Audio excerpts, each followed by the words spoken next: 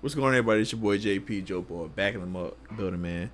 Olympic play has finally begun, man. After what's felt like months or in some cases almost years of just like speculation of just like about roster play and just like this particular Olympics, it's finally here upon us. Both the men and the women have finally played their first game of group play, and we're just gonna sit up here and just kind of just chat it up and talk about kind of just like how we feel about the first couple of games of the Olympics. So leave a like, leave a comment, subscribe, and let's go ahead and let's roll into it. So we're actually going to start with the women's team today. They had their first game today against Japan, and they absolutely dominated. They won by a final score of 102-76. Asia Wilson went out there and absolutely dominated those girls, put up 24 points, 13 rebounds, 4 blocks, was 10 of 16 from the field.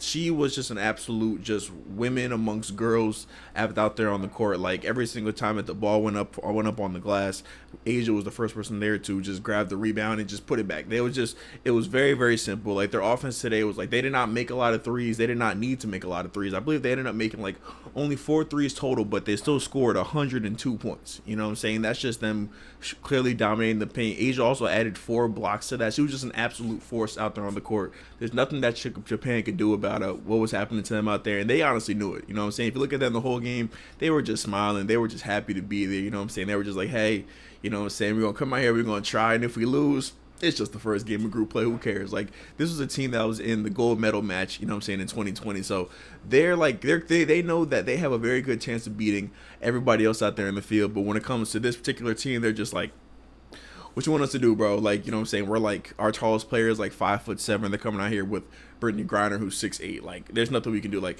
I think that what's her name? Cheryl Reeves. She spared the Japanese team by coming out with the starting lineup of who was it? It was Chelsea Gray, it was Diana Taurasi, Nafisa, Breanna, and Asia. I feel like she spared them because if it was me, I'm coming through with Chelsea, Diana, Stewie, Asia, Brittany, and we just gonna throw the ball to the. We just gonna play. Honestly, we gonna play third grade basketball. We gonna throw the ball into the middle. We gonna try a shot, and we just gonna keep getting rebounds until we score. We ain't gonna do nothing spectacular. We ain't gonna run no sets. We ain't gonna play. We ain't gonna run no plays. This is gonna be a game where we shoot 90 shots in the paint, and we probably gonna make at least 70 of them because there was nothing that Japan could do. You know what I'm saying? Stewie came out here. She had an amazing game. 22 points, 11 of 15 from the floor, 8 rebounds. Also added 3 blocks. Olympic Stewie is like a different breed. Like I said, like in the game against the WNBA team, when she puts on a Team USA jersey, she just looks so comfortable out there on the floor. She feels like there's just nothing that, you know what I'm saying, that the other opposing team can do to really stop her. Like I've always had the thought process that I don't think that Stewie's very good at playing against black girls. And when she's playing against in the Olympics, she's not playing against many black girls. You know what I'm saying? Like I don't know. I've never seen her play, you know what I'm saying, her performances against the Nigerias or the Cameroons of the world. But when it comes to Japan or Turkey or Serbia or Greece, she's out there doing her thing. You know what I'm saying? So shout out to Stewie, Olympic Stewie doing big things. The first time Olympians also came out and give you some great performances in their first game. Sabrina and Kelsey, they combined for 22 points. They shot 8 of 14 from the field together. Sabrina knocked down 3 threes. Kelsey knocked down 1. That was actually only threes that hit the entire game. So a great game for the first time rooks. And Chelsea Gray. So Chelsea Gray actually had an amazing performance today. You know what I'm saying? She didn't light up the scoreboard scoring wise. She only had 2 points, but she had 13 assists and 1 turnover. So definitely lived up to that name of being the point guard and just, you know what I'm saying, being able to just dictate things on the court. But I don't think that Chelsea Gray looked particularly healthy out there. Like it didn't seem like she had the ability to blow by anybody on the court. You know what I'm saying? Like even if you look from the very, very beginning of the game, when Asia tips the ball to her, when Asia tips the ball and then the ball gets to Chelsea, she immediately goes into like a post-up position because like she's like, I don't know if it's the fact that these Japanese girls are so short and they're so low to the ground that she's not trying to, you know, show them the ball, but she was just very like protective of the ball, playing like just pounding it. And it kind of was just like confusing to me because I was just like, I know Chelsea Gray to be somebody who can, you know, get around you and kind of just like create things out there on the floor. And she was still out there creating, don't get me wrong. She had 13 assists, but for her to just kind of just play that style of basketball, I was just like, she doesn't quite look healthy to me. And, you know what I'm saying, it doesn't really matter. If you honestly ask me, like, either Chelsea is at, you know what I'm saying, 60%, if she's at 30%, whatever she's at right now, I think that that's going to be more than enough for them to win a gold medal. It's going to take an absolute heroic performance for somebody to knock off this Olympic team for the women's.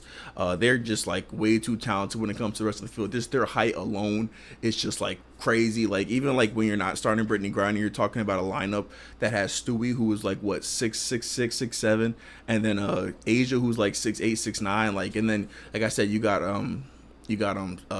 BG coming off the bench. It's just like there's not really many teams out there in the Olympic field that are going to be able to match that team height wise. So you know what I'm saying, like they're going to dominate in that respect. And then they've got just like very good complementary players that, you know, fit around them. You know, Sabrina's, I feel like she's going to be somebody that thrives in this role, you know what I'm saying, her role in the Olympics, because she's just like, it's going to be a situation where she's really good. She's going to be relied on to catch and shoot. There's going to be so much attention on Asia, on Breanna Stewart. Once they kick it out to Sabrina will knock down a wide open three. You know what I'm saying? Evident today, she knocked down 3 of them. Kelsey Plum and Jackie Young, they get an opportunity to, you know, just do what they do and get into the free flow of the offense. Kalia Copper kind of feels like she's going to be like the odd man out because they don't necessarily need, you know what I'm saying, like her actual skill set, because she kind of just does the exact same things that like Jewel Lloyd does, really the same thing that Diana Taurasi does. Like they all do kind of like similar things. So somebody's going to have to end up being the odd man out when it comes to this rotation. And I feel like it's personally going to be Kalia Copper. Not that she's like, you know what I'm saying, not talented or anything like that, just because of, like I said, the meshing the meshing of the play styles are going to be too much. Same thing with Jewel Lloyd. I think that her role on the team, like she was actually like a starter in exhibition matches, but now that I think that Cheryl Reeves is trying to lean more into the whole giving it a feast of that starting lineup spot. Shout out to Cheryl Reeves. That's some good home cooking if you ask me. I think that Jewel Lloyd's going to end up being like kind of phased out of the rotation if the games ever do get close. But if they don't get close, then they're going to end up playing all 12 anyway. So who really cares? Like I feel like tonight everybody on the team scored. So you know what I'm saying, like I see many more performances like this coming, but you know what I'm saying, you never know. While we're talking about the Olympic team for the women, you know what I'm saying, we can't help but bring up the controversy that's been all over social media. You know what I'm saying, Dawn Staley had an interview on NBC with Mike Tirico, and he asked her about, you know what I'm saying, Caitlin Clark, you know what I'm saying, being snubbed from the Olympic roster. And Dawn Staley basically said that you know what I'm saying, that Caitlin Clark she was only a rookie in the WNBA. You know what I'm saying, at the time she had only played her a couple of games, and she wasn't playing bad, but she wasn't playing as good as she was now compared to, you know what I'm saying, the other players that have actually did make the team. So and that she said that if they had the opportunity to I guess revote or, you know, make the team again, that she'd be in high consideration to make the roster.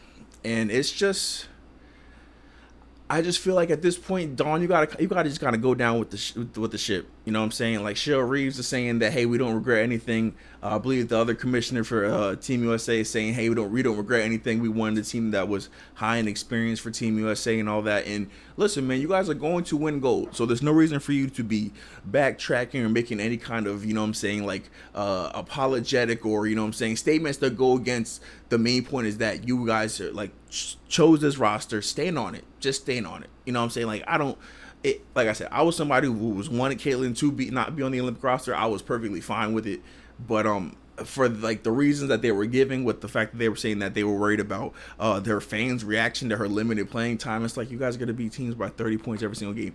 What exactly are we really talking about? Like, it was just really, really weird and all that. And for Dawn Staley to come out and make these comments that are kind of just saying like, yeah, you know what I'm saying, well, at the time, Caitlin wasn't really doing all that, and other girls are kind of performing better, which is not true at all. If you look on Twitter, you can find, you know what I'm saying, plenty of people who put up the stats of Caitlin Clark at the time of when the roster dropped compared to Chelsea Gray, who wasn't even playing yet, Jewel Lloyd, and some other third player, I can't remember right now. So it's just like, it can't, like, the stats argument doesn't really make sense, Dawn. That doesn't really click.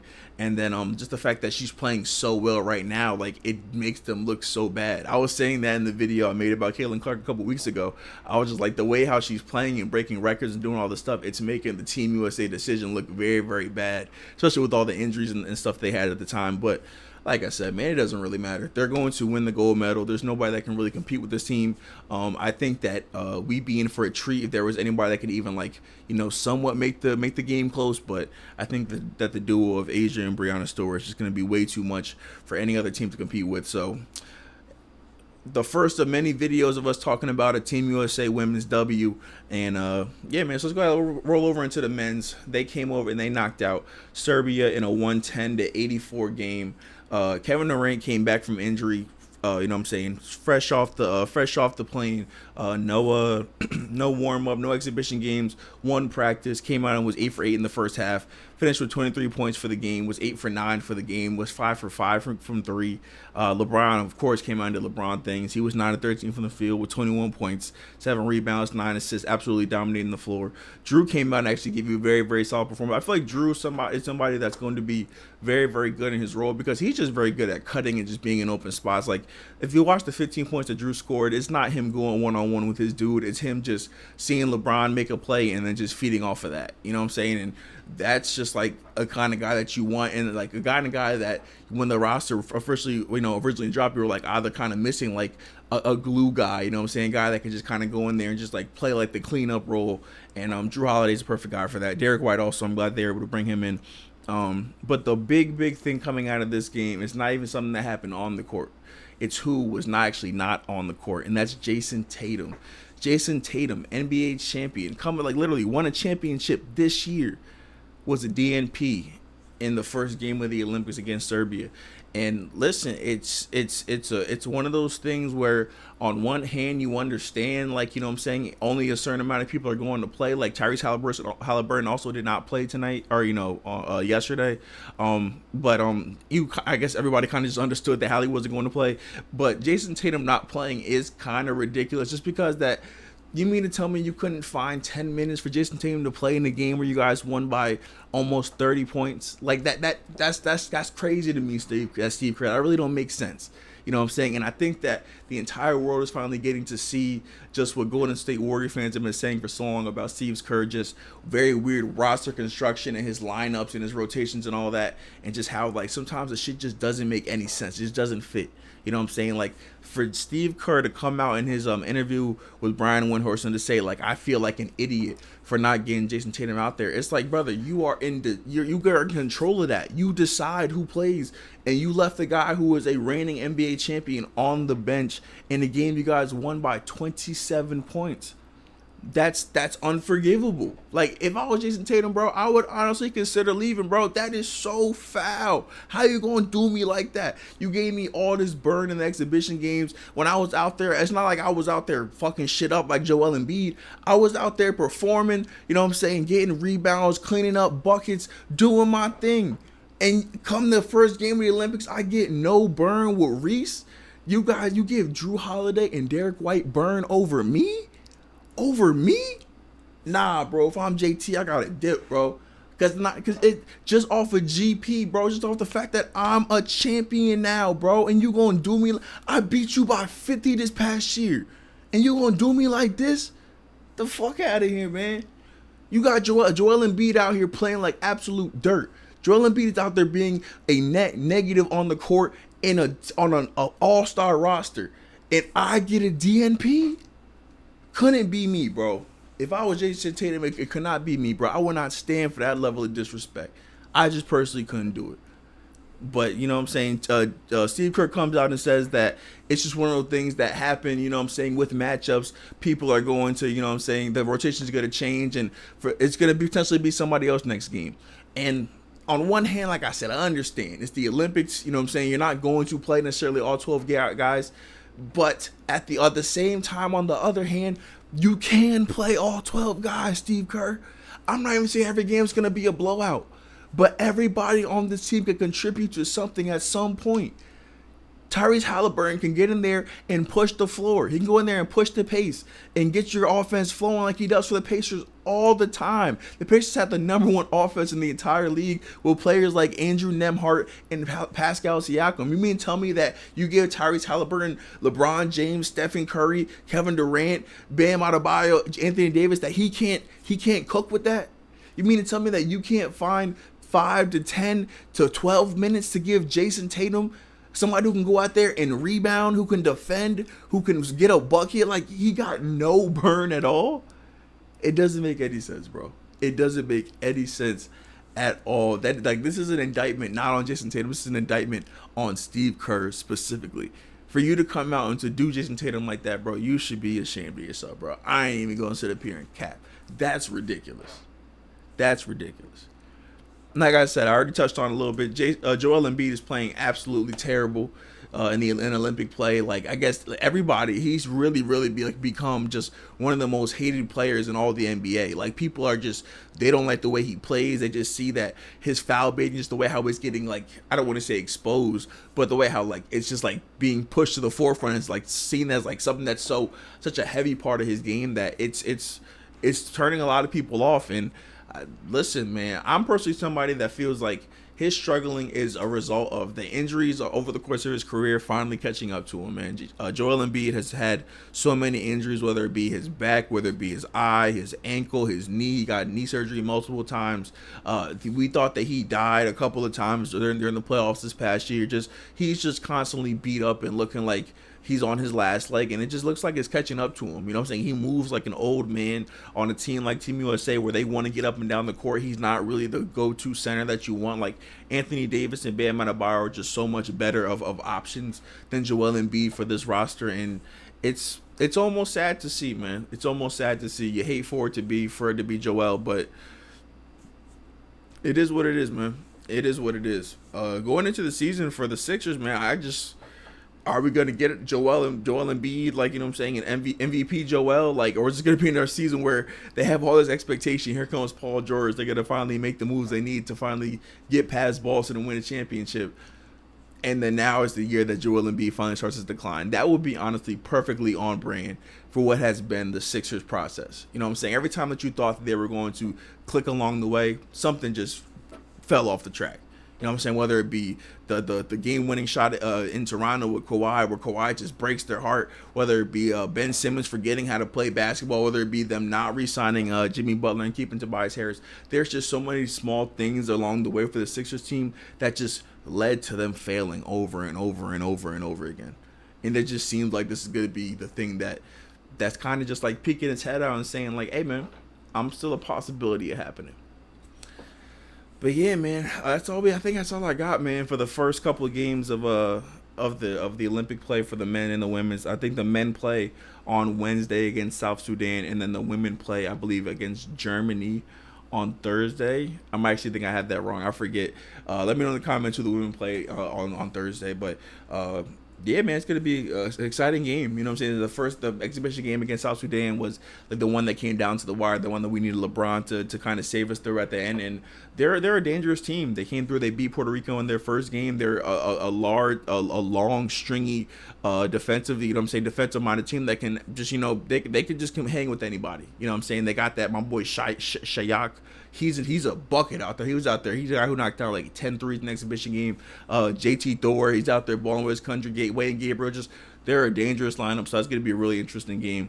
And I don't really, the women are going to dominate, bro. It don't really matter. I think that the women's team honestly deserves 2 spots in the Olympics. Because I think that if you were to put the WNBA All-Stars in the Olympics too, we'd have a much more competitive gold medal match if it were Team WNBA versus Team USA for a gold medal.